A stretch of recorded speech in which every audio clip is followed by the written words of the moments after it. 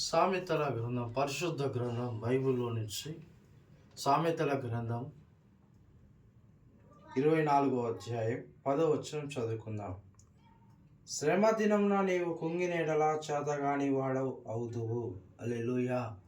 దేవునికి ప్రియ సహోదరి సహోదరుడా, నీకు తెలియజేసిన సందేశం ఏమంటే దేవుడు తెలియజేస్తున్నాడు ఏంటంటే, ఈ రోజున ఈ సమయంలో దేవుడు మీతో మాట్లాడుతున్నాడు.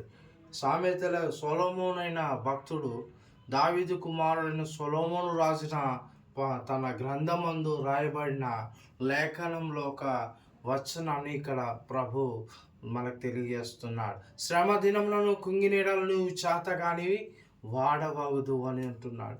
శ్రమ వచ్చినప్పుడు నువ్వు కుంగిపోకుండా, నువ్వు బలహీనుడు కాకుండా నువ్వేం చేయాలంటే ప్రార్థన చేయవలను. హల్లెలూయా. అందుకు లేఖనము అపోస్తలుడైన యాకోబు భక్తుడు ద్వారా దేవుడు ఇక్కడ తెలియజేస్తున్నాడు. యాకోబు రాసిన పత్రిక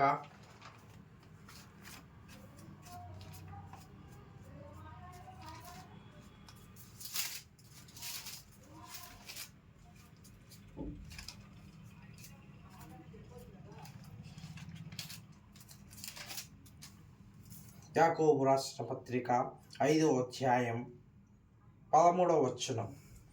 మీలో ఎవరికైనా శ్రమ సంభవించిన అతడు ప్రార్థన చేయవలను, ఎవరికైనా సంతోషం కలిగిన అతడు కీర్తన పాడవలను. నీకు సంతోషం కలిగిందా? దేవుని స్తుతించు, దేవుని నామాన్ని మహిమపరచు, దేవుని ఘనపరచు. నీకు శ్రమ వచ్చినప్పుడు నువ్వేం చేయాలంటే దేవునికి ప్రార్థన చేసేవాడు. శ్రమ దినం వచ్చినప్పుడు నువ్వు కుంగిపోకుండా, బలహీనుడు కాకుండా, ఆ శ్రమను చూసి నువ్వు కుంగిపోకున్నట్టు దేవుని వైపు చూస్తూ, రక్షకుడైన యేసు వైపు చూస్తూ నువ్వు ప్రార్థించినప్పుడు బలం నొందుకొని సాతానికి సిగ్గు కలుగుతుంది, నీకు జయము కలుగుతుంది. ఆ శ్రమ నుంచి దేవుడు మహిమపరచబడి వాడిగా ఉంటాడు. హల్లెలూయా.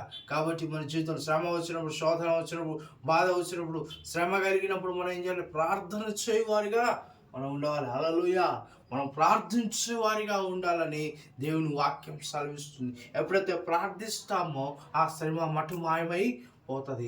అప్పుడు శ్రమ వచ్చినప్పుడు, శోధన వచ్చినప్పుడు, విశ్వాసం పరీక్ష వచ్చినప్పుడు నీవు ఎటు పరిస్థితుల్లో నువ్వు కుంగిపోతే సాతాను ఘనపరచబడతాడు.